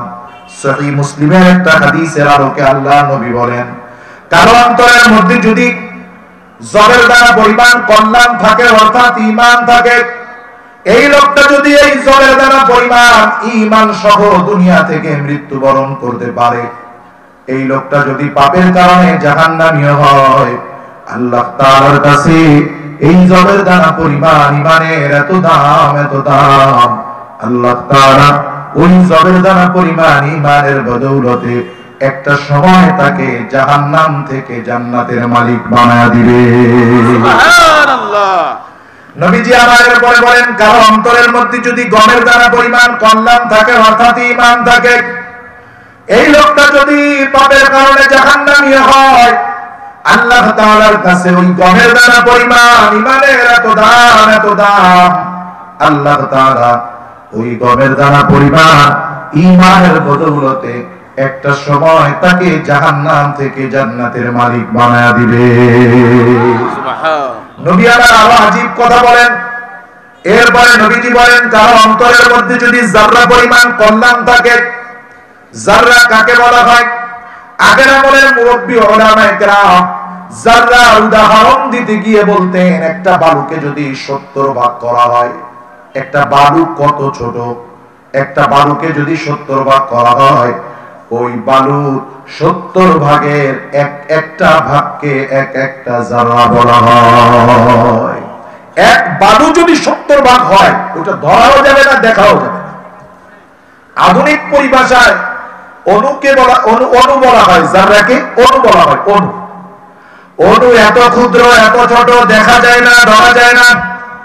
অণু দেখার জন্য অণুবীক্ষণ যন্ত্রের প্রয়োজন হয়। এত ক্ষুদ্র পরিমাণ ঈমানের ব্যাপারে আল্লাহর নবী বলেন, কারো অন্তরের মধ্যে যদি। আর দ্বিতীয় অবস্থা হলো দোয়া করছে একদিন, কবুল করে আল্লাহ অনেক দিন পর। যেমন একজন মানুষ 2000 সাল থেকে দোয়া করতেছে, বলে আল্লাহ আমি একটু বাইতুল্লাহ জিয়ারত করতে চাই। 2000 সাল থেকে দোয়া চলতেছে, কিন্তু লোকটা হজে গেল 2017 সালে। তার মানে দোয়াটা আল্লাহ কবুল করেছেন, কিন্তু যা চাইছে সেটাকে আল্লাহ বিলম্বে দিয়েছেন। আর দোয়ার তৃতীয় অবস্থা হলো আল্লাহ তাআলা নগদেও দেন না, আল্লাহ তাআলা বিলম্বেও দেন না, আল্লাহ তাআলা ওইটা পরকালে দেন। পরকালে আল্লাহ তাআলা যেদিন আমাদের প্রত্যেকের আমলনামা প্রত্যেকের হাতে দিয়ে দিবে, এই যে 2 ফেরেশতা লিখতেছে আর একজন রেকর্ড করতেছে, সব কিছু কিয়ামতের দিন ফাইল আকারে আমার আপনার কাছে পৌঁছায়া যাবে। আমলনামাগুলো ছড়ায়া দেওয়া হবে। কারো আমলনামা ডান হাতে যাবে, কারো আমলনামা বুক চিরে বাম হাতটা পেছনে যাবে, পেছন দিক দিয়ে দেওয়া হবে। আমলনামা প্রত্যেকের হাতে যাওয়ার পর আল্লাহ তাআলার পক্ষ থেকে ঘোষণা আসবে, ইকরা কিতাবাকা কাফা বিনাফসিকাল ইয়াউমা আলাইকা হাসিবা। বলবে যে পড়ো তোমার আমলনামা, পড়ো তোমার কিতাব। কাফা বিনাফসিকাল ইয়াউমা আলাইকা হাসিবা, আজকে তুমি তোমার হিসাব নেওয়ার জন্য নিজে যথেষ্ট। যেই লোকটা বকলম কিছু লিখতে পারে না, সেও তার আমলনামা পড়ার যোগ্যতা আল্লাহর কাছ থেকে পেয়ে যাবে। আমলনামার মধ্যে কি লেখা থাকবে? এক পাশে লেখা থাকবে কর্ম, এক পাশে প্রতিদান। মনে করেন আপনি আপনার একজন লোককে পাঠাইছেন বাজারে, বাজার শেষ করার পরে আপনার হাতে যখন লিস্ট দিল, এক পাশে লেখা চাউল 100 টাকা, ডাউল 50 টাকা, ডাল এত টাকা, রিকশা ভাড়া এত টাকা। এইভাবে এক পাশে পণ্যর নাম আর এক পাশে পণ্যের দাম, কিন্তু নিচের দিকে গিয়া দেখলেন বাম পাশে কোনো পণ্য লেখা নাই, কিন্তু 50 টাকা আলাদা লেখা। জিজ্ঞাসা করবেন না, এই বুঝলাম চাল ডাল চিনি সবকিছুর দাম উল্লেখ করলি, এক্সট্রা 50 টাকা কিসের? জিজ্ঞাসা করা হবে না? আমলনামার মধ্যে অনুরূপ থাকবে। কিছু আমল তো থাকবে, এখানে লেখা থাকবে নামাজের এত সওয়াব, রোজার এত, যাকাতের এত, সাদকার এত, প্রতিবেশীর উপকার করার এত। আর এক পাশে বিশাল একটা সওয়াবের অংশ থাকবে, কিন্তু বিপরীতে কিছু দেখা যাবে না। এবার জিজ্ঞাসা করবে আল্লাহ, এই যে বিশাল একটা সওয়াবের ভান্ডার, এর বিপরীতে তো কোনো আমল দেখি না, না নামাজ, না রোজা, না যাকাত, না সাদকা। আল্লাহ তাআলা বলবে, আমার গোলাম, দুনিয়াতে তুমি আমি আল্লাহর কাছে দোয়া করতা, তুমি মনে করতা আমি আল্লাহ তোমার দোয়াগুলা কবুল করি না। আমি আল্লাহ তোমার দোয়াগুলা কবুল করেছি, কিন্তু দুনিয়াতে দেই নাই। কারণ কোন জিনিস দিলে তোমার কল্যাণ, কোনটা না দিলে অকল্যাণ, দুনিয়ার কেউ জানে না। জানে কে? আমরা বলি আল্লাহ আমার 10 তলা বিল্ডিং দেন, আল্লাহ দোয়া কবুল করে, কিন্তু দুনিয়ায় দেয় না কেন? কারণ ও যদি 10 তলার উপরে ওঠে, নিচের মানুষগুলারে ছোট দেখবে, ওই সম্পদ ওর ক্ষতির কারণ হবে। এই জন্য আল্লাহ তাআলা দোয়া করার পরেও অনেক জিনিস আমাদের কল্যাণের কারণে আমাদেরকে দেয় না। আল্লাহ তাআলা বলবে, বান্দা, ওই যে জিনিসগুলো দুনিয়ায় না পেয়ে তুমি হতাশ হয়েছিলা, মনে করেছিলা আমি আল্লাহ তোমার দোয়া কবুল করি নাই, ওই দোয়ার বিনিময়ে আমি আল্লাহ তোমাকে আজকে বিশাল সওয়াবের ভান্ডার দিয়ে দিয়েছি। তখন সে কি বলবে জানেন? হাদিসের মধ্যে আসছে, তখন সে বলবে, আল্লাহ তাইলে দুনিয়াতে যেগুলা দিবেন ওইগুলা না দিয়া সব পরকালে একসাথে দিতেন, তাইলে না ভালো হতো। সুবহানাল্লাহ। সেজন্য আমাদের কোন দোয়া বিফলে যায় না। ওই দোয়ার দ্বারা দুনিয়ায় কাজ হবে, না হলে পরকালে যিনি এই দোয়ার পূর্ণ প্রতিদান দান করবেন কে? আল্লাহ। সেজন্য আমলগুলা আমলে সালেহ হতে হবে। একবারে সংক্ষিপ্ত সার, এখন আমার আমল যদি আমলে সালেহ হতে হয়, এক নম্বরে আমল হতে হবে কার সন্তুষ্টির জন্য? জোরে বলেন আল্লাহ। কারণ আমার জীবন মরণ সব কিছু আল্লাহর জন্য। আর আমল যদি ইখলাস ওয়ালা হয়, অল্প আমল নাজাতের জন্য যথেষ্ট হয়। 2 নাম্বার যে জিনিসটা লাগবে, আল্লাহর নবীও জানায় দিয়েছেন, ইবাদত কবুল হওয়ার তথা আমলে সালেহ হওয়ার জন্য দ্বিতীয়তে যেটা লাগবে সেটার নাম হলো হালাল রিজিক। হালাল রিজিক, এটার বিশ্লেষণ করতে চাইছিলাম না, কিন্তু না করলেই নয়, করারই দরকার। গুরুত্বপূর্ণ বিষয়। দুনিয়াতে জিনিস হারাম হয় দুই কারণে। কয় কারণে? একটা হলো সৃষ্টিগত হারাম, আর একটা হলো কারণে হারাম। সৃষ্টিগত হারাম যেমন মদ, কুত্তার গোশত, শুয়ারের গোশত, এগুলা কি বলেন তো? হারাম। পশ্চিমকালে ওইটা হালাল হবে? জীবনেও কোনোদিন হালাল হবে না। গরুর গোশত হালাল না হারাম? হালাল। কিন্তু একজন গরু জবাই দিতে গিয়া আল্লাহর নাম বাদ দিয়ে বাবার নামে জবাই দিয়ে দিছে। গরুর জায়গায় যদি মক্কার দুম্বাও হয়, আল্লাহর নাম বাদ দিয়ে বাবার নামে জবাই দেওয়ার কারণে ওই দুম্বা হালাল না হারাম? হারাম। এই তো সৃষ্টিগতভাবে হালাল ছিল, কিন্তু কারণে কি হয়ে গেছে? হারাম হয়ে গেছে। অনুরূপভাবে আমাদের সমাজে আমরা যে খানা খাই, কোনটা কেউ সৃষ্টিগত হারাম খায়, কেউ কোনটা কারণে হারাম খায়। যেমন একজন মানুষ সে গরুর গোশত কিনতেছে, হালাল পদ্ধতিতে জবাই হয়েছে, হালাল গোশত, কিন্তু কিনতেছে সুদের টাকা দিয়ে, কিনতেছে ঘুষের টাকা দিয়ে, কিনতেছে আরেকজনের সম্পদ জোর করে, চুরি করে, অত্যাচার করে, ঠকায় আইনা ওই টাকা দিয়ে কিনতেছে। ও যদি উটের গোশত কিনে, ওই উট যদি বাইতুল্লাহর ইমামও জবাই দেয়, ওর জন্য মূলত শুয়ারের গোশত যেমন হারাম, হারাম টাকার উটের গোশত অনুরূপ ভাবেই হারাম। ঠিক কিনা বলেন? কারণ সে যেটা দিয়ে কিনছে ওইটার মূলটাই তো হারাম। সেজন্য হালালটা কিনলেও যদিও পণ্য হালাল, কিন্তু তার কর্মের কারণে, আয়ের উৎসের কারণে ওইটা হারাম। সেজন্য যারা পরিশ্রম করে, অল্প ছোটখাটো কর্মের সাথে নিয়োজিত, এরাই অধিকাংশ ক্ষেত্রে হালাল রুজি অন্বেষণ করে। আর আল্লাহ তাআলা হালাল রুজি অন্বেষণের ব্যাপারে গুরুত্ব দিয়েছেন। আর নবীজি বলেছেন, কাসবুল হালালি ফরিদাতুন বাদাল ফরিদা, ফরজ ইবাদত সমূহের পরে হালাল রিজিক অন্বেষণ করা, হালাল রিজিক অন্বেষণ করা অন্যতম ফরজ এক ইবাদত। সুবহানাল্লাহ। সেজন্য ইবাদত আমলে সালেহ হওয়ার জন্য, আমলে সালেহ হওয়ার জন্য দ্বিতীয় শর্ত হলো হালাল রিজিক। তৃতীয় শর্ত যেটা লাগবে সেটার নাম হলো সুন্নাত। যে কোনো আমল রাসূলুল্লাহ সাল্লাল্লাহু আলাইহি ওয়াসাল্লামের তরিকায় করতে হবে, পদ্ধতিতে করতে হবে। চতুর্থ নাম্বার যেই জিনিসটা লাগবে সেটার নাম হলো ইলম, জ্ঞান। যে আমল করবে সেই আমলের জ্ঞান লাগবে। মনে করেন একজন মানুষ নামাজ পড়বে, নামাজ বলেন তো নামাজের মধ্যে কিছু ফরজ আছে না নাই? আছে। নামাজের বাহিরে ভিতরে 13টা ফরজ আছে, নামাজের অনেকগুলো ওয়াজিব আছে। মাসআলা হলো যদি কারো ফরজ ছুটে যায় তাহলে তার নামাজটা বাতিল হয়ে যাবে, আর যদি ওয়াজিব ছুটে যায় সাহু সিজদা দিতে হবে, নাইলে নামাজ বাতিল। কিন্তু নামাজি যদি ফরজ কোনগুলা ওয়াজিব কোনগুলা না জানে কি করবে?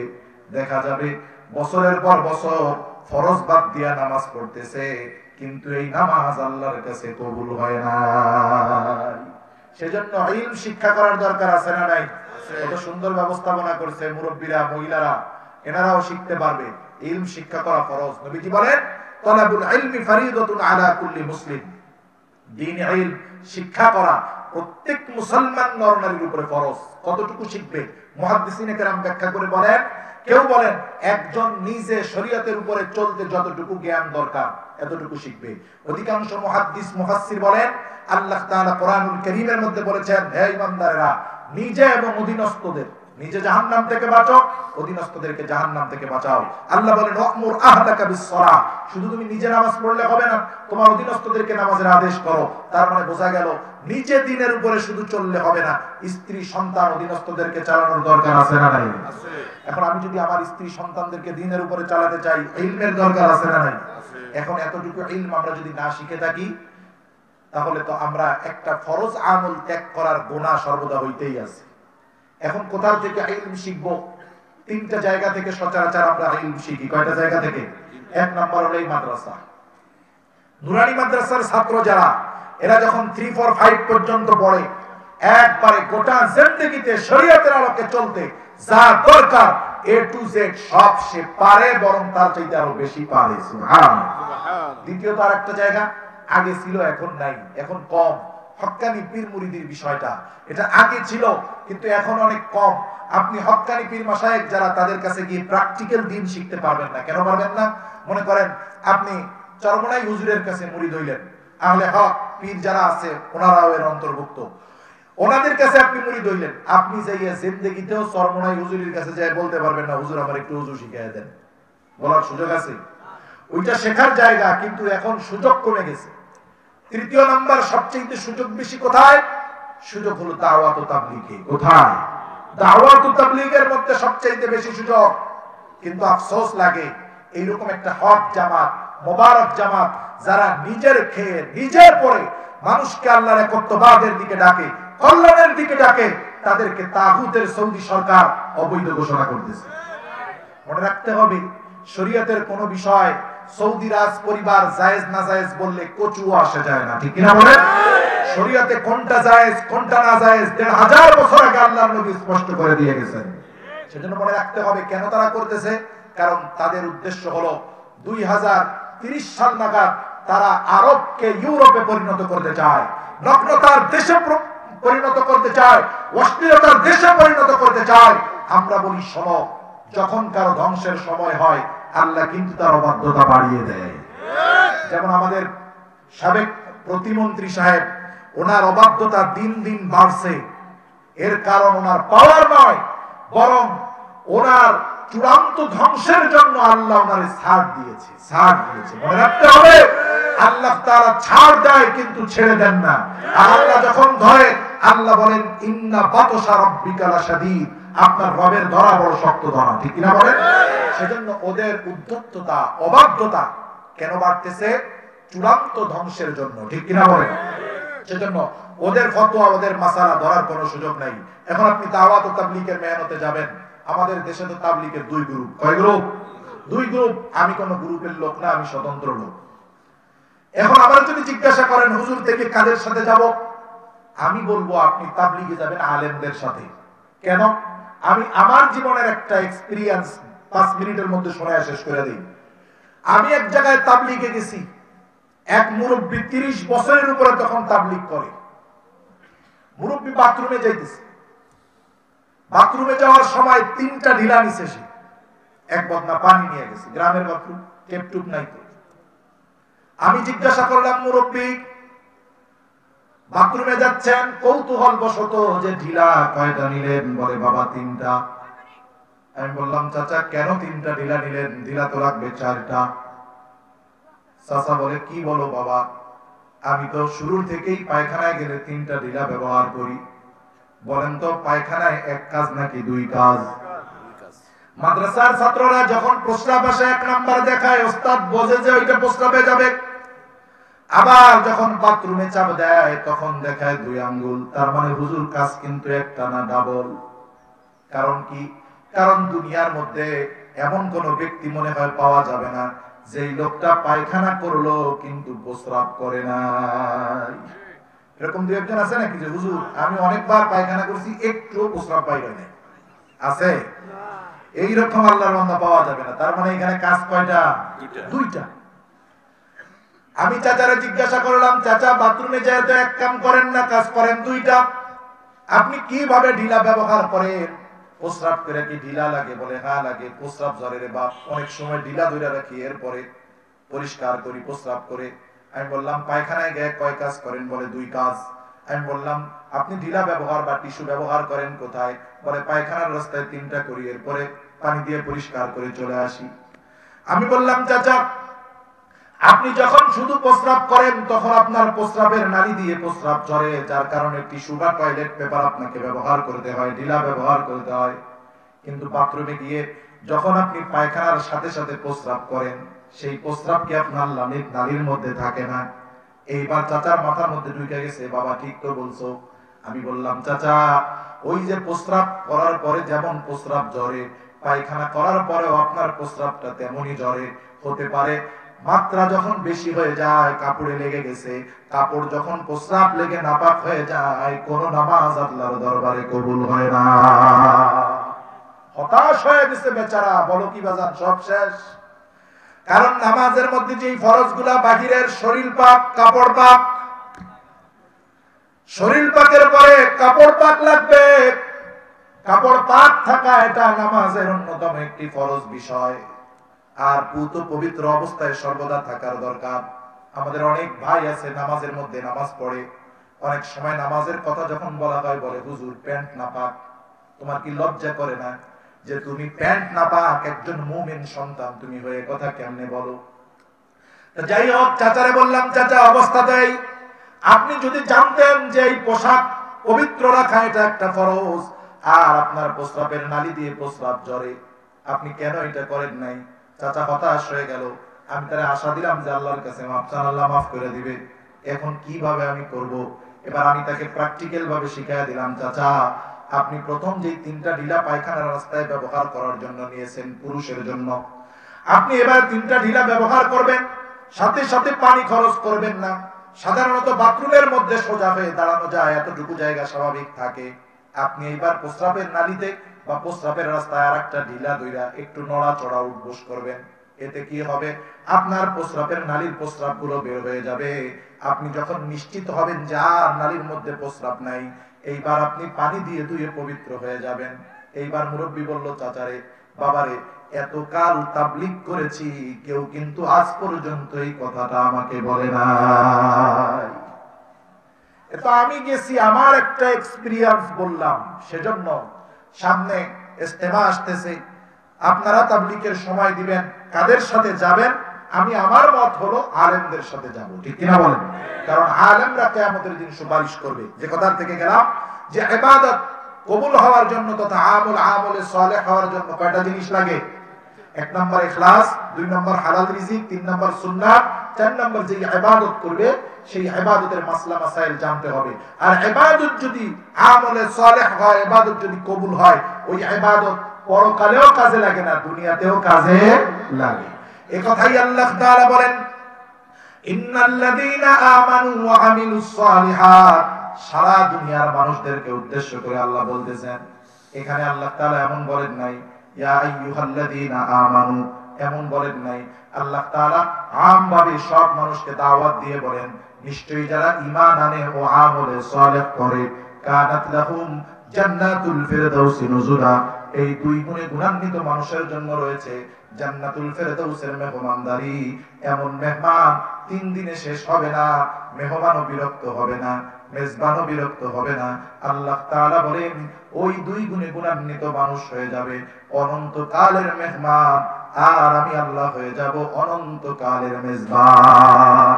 আল্লাহ আমাদের সবাইকে আল্লাহ তাআলার মেহমান হওয়ার তৌফিক দান করুক। জবান খুলে বলি আমিন, আরো জোরে বলি আমিন। ওয়া আখিরু দাওয়ানা আলহামদুলিল্লাহি রাব্বিল আলামিন। আসসালামু আলাইকুম ওয়া রাহমাতুল্লাহি ওয়া বারাকাতুহু। সবাই দোয়া করে যাই, দুরূদ শরীফ পড়ি। আল্লাহুম্মা সাল্লি আলা মুহাম্মদ ওয়া আলা আলি মুহাম্মাদ।